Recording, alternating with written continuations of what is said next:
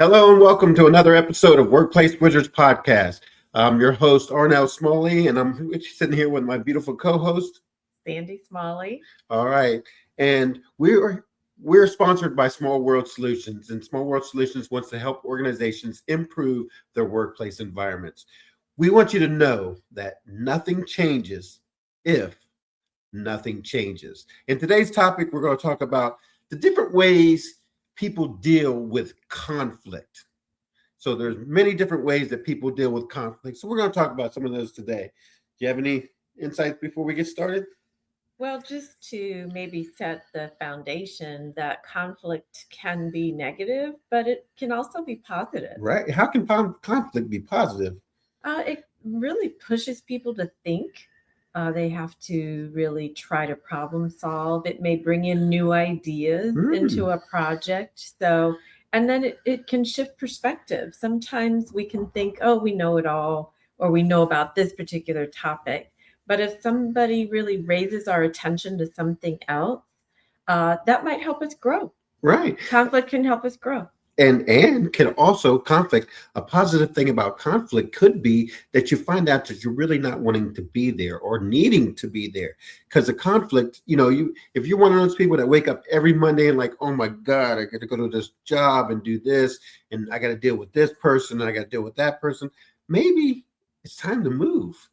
And sometimes conflict can be a positive in the saying that, hey, let me get out of this negative situation and move into a positive situation. And even if they don't move, maybe it's time to learn about some new strategies to be able to manage things better. Well, if they want to do that, where would they go? Small World Solutions. Let's come here to Small World Solutions so we could help you manage those situations. And today, like I said, we're going to talk about different ways that people deal with conflict. What's one of the first ones that come to mind is, how about avoidance? Do you know anybody who just always, no matter what, they just want to avoid conflict? If they see conflict coming down the hall, they're going to turn around and walk the other way. Why? Because they just don't want to deal with that person or that situation right now. There's just total avoidance. Mm-hmm. Yeah, I can think of people, in the work environment, but you may think of somebody even within your family. Sometimes it's the peacemakers. It's the people that really get so uncomfortable when people aren't treating each other well or everybody's not agreeing. So rather than dealing with it and confronting it and being able to really share our feelings, they prefer to just walk away, which really doesn't solve anything. Ooh. Well, if they're walking away, that also kind of brings in another aspect of it, another way that people can deal with conflict. If they're walking away and they don't really want to necessarily deal with it, are they just giving in? Yielding is what some authors really refer to it as just, yes, to avoid conflict. Sometimes people will say, okay, you can have your way. They openly just give up, not just give in, but give up because they just don't want the discomfort. And you'll find that sometimes in the workplace environment with people who just give blind cooperation. Basically, they will not confront. They will just whatever you guys say, that okay, that's what I'll do. Mm-hmm. And they just give in just because they don't want to have the altercation. Mm-hmm. Sometimes they're afraid of the altercation, but that's not always the case. No, but I'll give another example of that is what is referred to in literature as groupthink. So you may be with some coworkers or family members, and because one person who is strong says, okay, this is the way it should be, then everybody kind of goes along. So someone's not really willing to say, well, let's think about that, or I don't think so. So groupthink can be quite common too, where you just don't want to go against the grain within a larger group. Okay. Mm-hmm. Okay. What about the total opposite contrast? What about somebody who's just overbearing and they want to win at all costs and they want to get their own way? So that person, when the way they deal with conflict is a forcing mechanism. Yeah, we can even see this today in politics a lot, where my idea has to be the right idea. And if you don't believe in what I believe in, then we can't even talk. So that forceful way, the aggressive way, the I have to be right way is getting to be more and more common in our society. So it's important to know how to deal with that. And if we're the ones bringing that style to the table, it's really time to really reflect and say, how might I show up differently? Because you really can get more people on board with your perspective when you come at people in a different way. I agree. One other things with forcing is, and it goes into personality styles, but you'll see a lot of like the dominant personality styles that have a tendency of trying to be forcing. And you'll see in management that it's like, hey, do it this way, and that's the only way. This is the way we're going to do it. And I've looked at all the other ways, but this is the one that's right.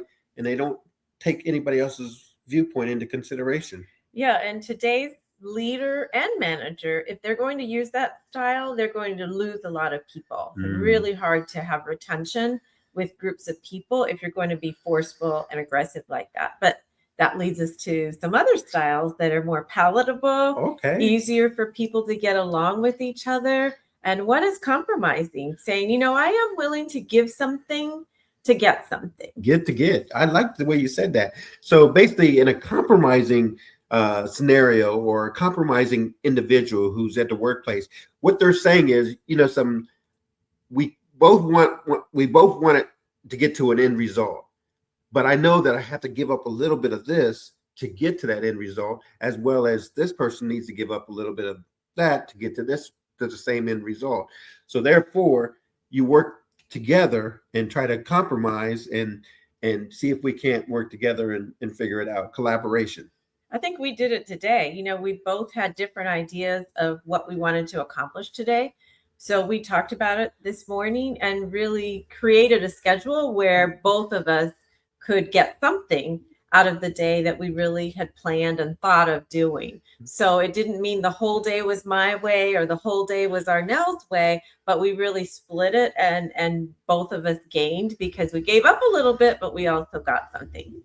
That's true. I would have never talked about it that way. But in the workplace environment, Sandy, how does this play in the workplace environment when two people are at odds and they're just not getting along, and they have to get this deal accomplished. They have to get the task accomplished. I think that leads to one of our last styles, and that's problem solving. Is really sitting down and saying, what are the strategies that we can use to be able to work together? So someone approached me at work just this week, and we've got some big rocks to manage, but everybody's kind of managing it in their separate lanes. So we came up with an idea to let's bring everybody together and talk about, here's the outcome we really want. Right. We really want a coordinated effort for workforce development, for example. Well, instead of organizational learning doing it one way, leadership doing it another, organizational effectiveness, these are all the pieces, and everybody's concerned about workforce development in the healthcare arena. So we're going to gather all the troops and get together and problem solve for the one outcome to prepare people to work in the healthcare environment. The biggest thing about problem solving is you got to find that common ground.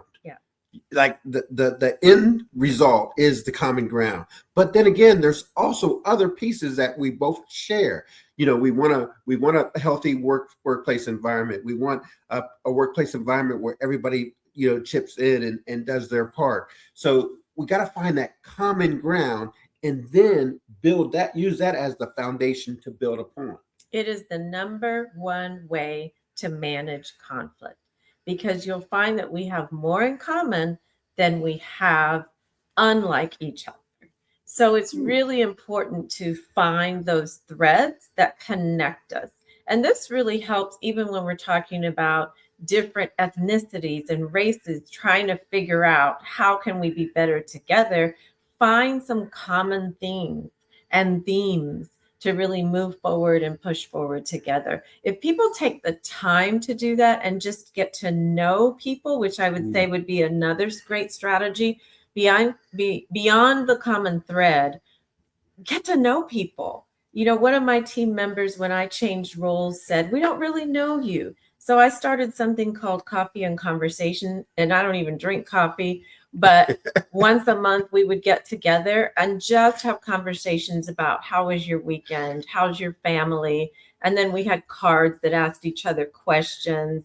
And this has become a very engaging part of the work. That's half an hour once a month. And people have really been able to gel and come together. And we have a very diverse group of 40 people. But just that one activity has helped tremendously. That's a great segue into another episode. So we're definitely going to use that going into our next episode. And we're going to talk a little bit more about getting to know your others. How can we all work better together despite any of our differences? All right. So that's going to be the conclusion for our podcast for today. So we just want you to know that Workplace Wizards is sponsored by Small World Solutions, and we help organizations improve your workplace environment. We want you to know that if nothing changes, nothing changes. All right. And then you can follow us, Small World Solutions, on LinkedIn and on Facebook. And you can contact us at smallworldsolutions.net, N-E-T. So you can get on our website, smallworldsolutions.net, and you can also register for some of the events that we have coming up. And then if you want to text us, give me a text at 754-971-7007. Can you say that again? Yes, I can. The phone number to text us, and if you want to have comments and stuff or want to dialogue, you can text us at 754-971-7007. I'll just add, we'd love to do workshops for churches, schools, different organizations. So don't feel that it's just a podcast related work that we do, but we'd love to come into your arena and be able to help you to be your best. So thanks for joining us today. Thank you for joining us. And we're going to say goodbye. Bye.